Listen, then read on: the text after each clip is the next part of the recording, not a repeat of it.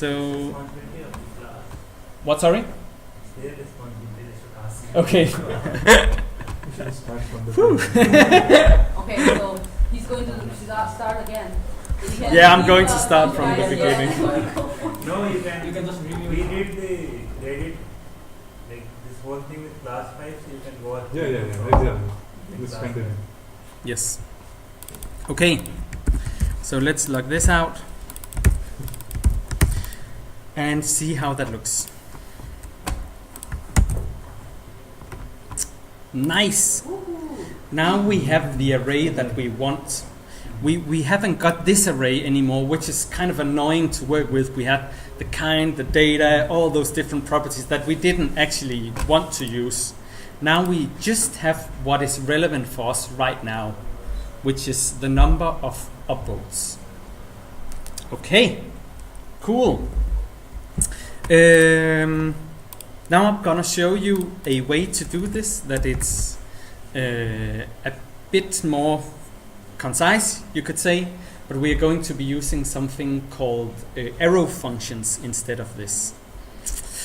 Cool. So what is an arrow function? This is probably going to look a little bit weird. I think maybe Oliver taught you about it last time. He mentioned.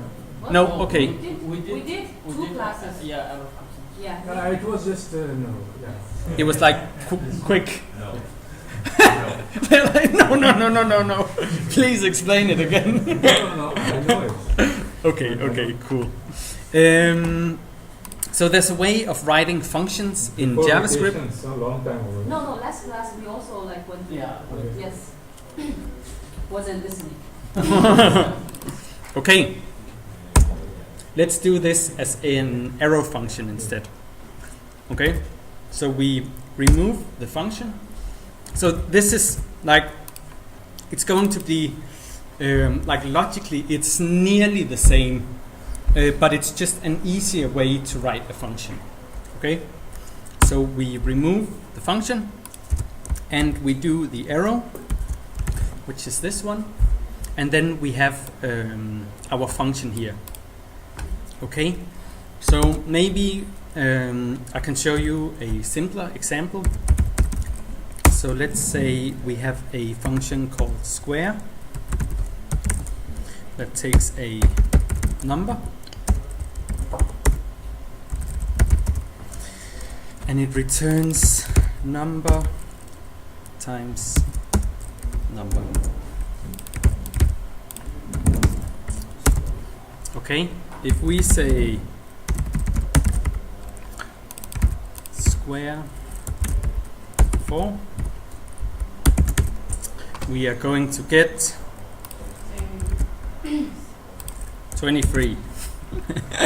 42. We're going to get 16, yes. Okay, 16, nice. We can write this like this instead. You know what, let's do this so we do it like where we do a function and we do a square. This is the same, okay? We take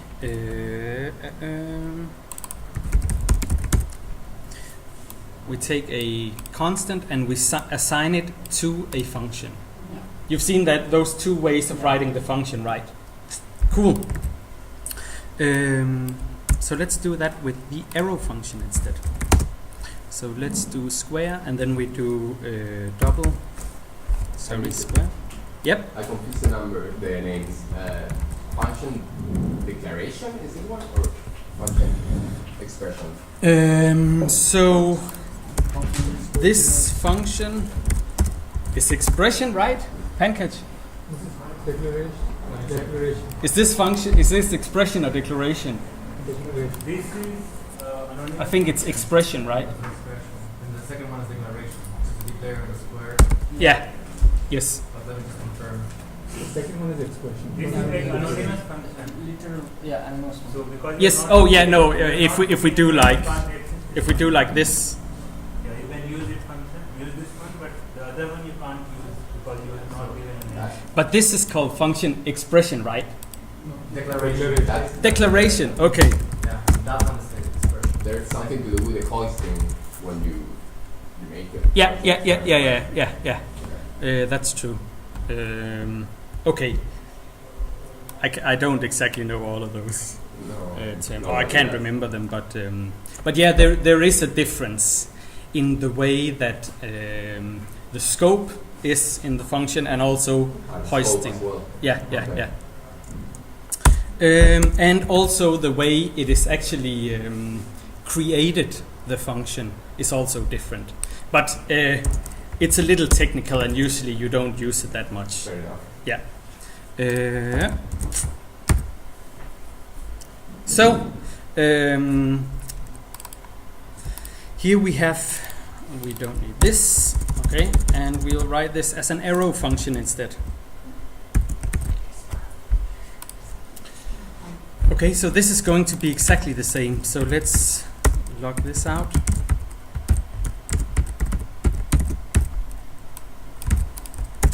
And let's hope it's the same.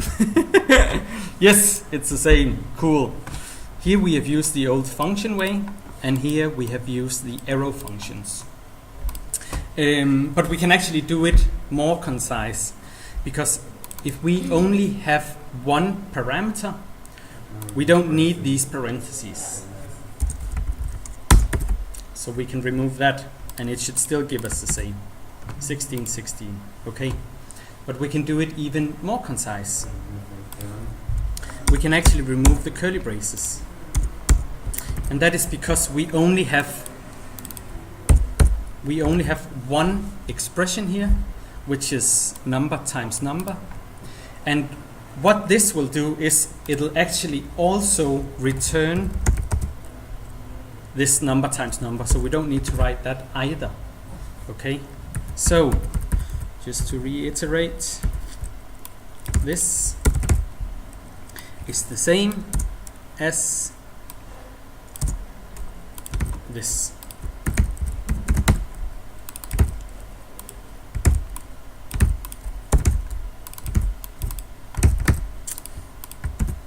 (16, 16, 16). Okay, and that's because here, we have only one expression, so we can write it like that. And the arrow function, kind of the shorthand, will say, oh, he hasn't written a return and there are no curly braces. Cool, I will automatically return the expression that he has written here. Okay, oh, we can, you know that. Okay, so this, I think, is a bit nicer to read than this. It's a bit more kind of concise. But again, it's a matter of best practices. Some workplaces use arrow functions for everything. Some workplaces use arrow functions some places. Some workplaces don't use arrow functions. So it's like, it's a personal style. What's yours? I like using the arrow functions as much as possible. Right. Yeah, where it makes sense. This very shortened syntax without the return and the curly braces, I don't know, it seems very short for me. It's nearly too short. Okay. I prefer, like a middle point. Yeah. It looks cool, and I think people really like it. So Definitely, it's definitely being used quite a lot. It helps you out on not having bugs, usually. Less you write, less buggy becomes. that makes sense, sure. Yes, and there is one other thing that is really, really, really helpful about the array function, and that is how it binds this context. And we're not going to go into that now. We're probably going to go into that in the third lecture of JavaScript 3, where we're going to be talking a bit more about this and creating objects and stuff like that. But so it's also helpful for that. So it's not only kind of shorthand. It's also a bit helpful. He also looks nicer. I mean, he is quite cute arrow. Yeah, it is kind of cute. You could say it's cute, definitely. Okay, cool. So help me rewrite this into arrow functions now. We don't want any of these function expressions now. We want only arrow functions. What should we do? Delete the function. Yes. And Arrow. yep. And why can't we shorten this anymore? Why can't we What? remove these curly braces here? And There's more than one expression. yes, we have more than one expression. We have an if statement. We have here a function that is being called. We have some else. We have a console.log. So we're doing quite a lot here. If we only set, this callback, Ternary? Ternary. Ternary. then maybe we could do a ternary. Yeah. But there's no need to optimize like too much. So this looks nice. Cool. Let's do it down here as well. So help me with this one. Remove functions Remove parentheses. and parentheses. Yes. Arrow. Yes.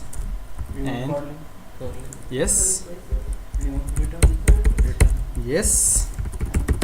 Another curly. And we have another curly brace here. So this looks nice, right? Yeah. It's like filter the Reddit posts where the .data.ops, it's like, it sounds like it's the upvotes, okay, is larger than 600. This is one-lining, and I like to do it like this, so you can kind of see, this is again kind of a personal kind of code style, where you do .filter, and yeah, we can even do, let's do this one as well. I think you get the concept. So remove this, write an arrow, remove the return, and we need to remove this as well. I think you can rename it to just Reddit post because the object is similar to the previous object. What, sorry? The successful Reddit post object is similar to Reddit post object. So having same name also makes sense. If we're dealing with same kind of object.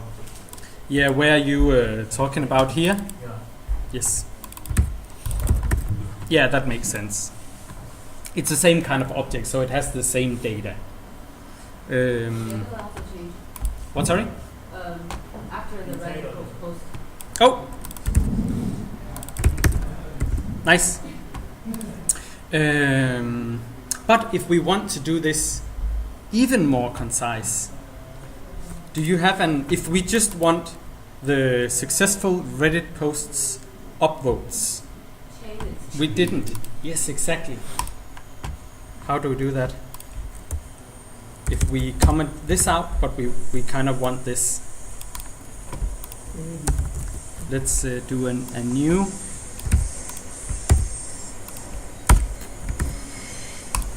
So we can first filter it here.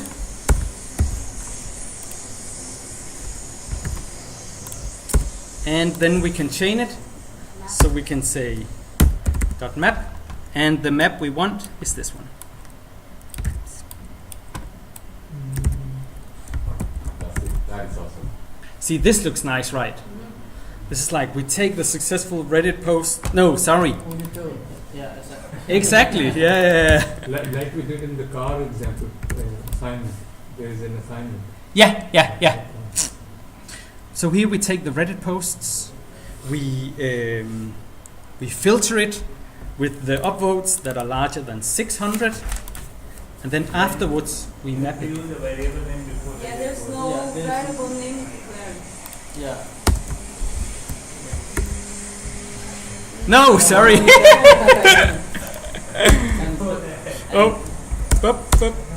yeah, and And call it Dot successful children. Reddit yeah, post. successful. No data of children can use. Yeah. Yeah. Okay, Wait. we all happy now? Or do you have more to say, Pankaj? And No, this I appreciate it. putting dot filter and dot map to the next line and indenting it by like 2 characters or 4 characters.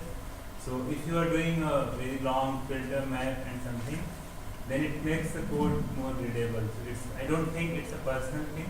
It may be a personal thing, but it's also parts of many style guides like Yeah. Angular community will have a guideline that this is how you should write JavaScript. Yeah, in the Angular, linker will just complain. Your one line of code is exceeding like 40 Yeah. some characters. Do it again. It's more for humans than for machine. That if I look at your code, I should be able to understand it really fast. Yes.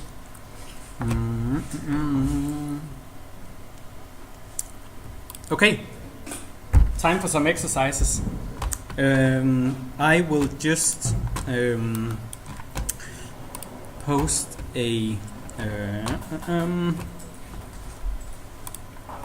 an exercise file in the Slack. So do I have the right one here? Yes.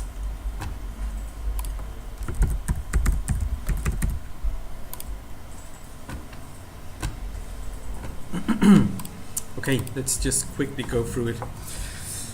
You have the get Ajax data here that we used before.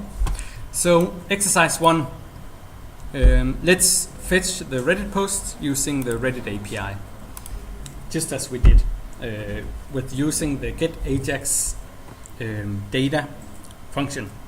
And you can rewrite this into arrow function. That would actually be really nice if you could do that. Exercise 2. So the first one is just getting the data from the Reddit posts, from the Reddit API, sorry. Exercise 2. Let's find the Reddit posts that have a thumbnail. And the way we can check if it has a thumbnail is that there's a key called thumbnail width and thumbnail height. You can check for that, because if that is undefined, then there is no thumbnail. Okay? And then I wrote here, what array function are we going to use? What do you guys think? Filter, exactly, yes. We are not interested in all the data, but only the number of downvotes. What function should we use here? Map, yes, exactly. Okay, and so that's it for now. So exercise 1 and exercise 2 and exercise 3. And I want you to use arrow functions, and I want you to think about variable names, okay? So no parameter 2 or argument or test, or really think about what the variable represents and giving it a good name. Okay? Cool. And if you could team up, that would be nice. So, yeah, just like 2 and 2 here. You two. Maybe you two, and then yeah, you three can work together if that's fine. Or you could, yeah, whatever fits. Yeah.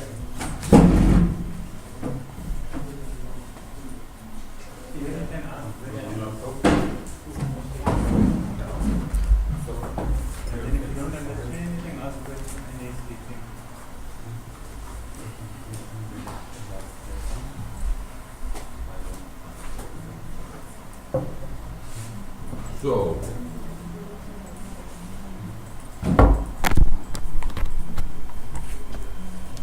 Can I stop recording?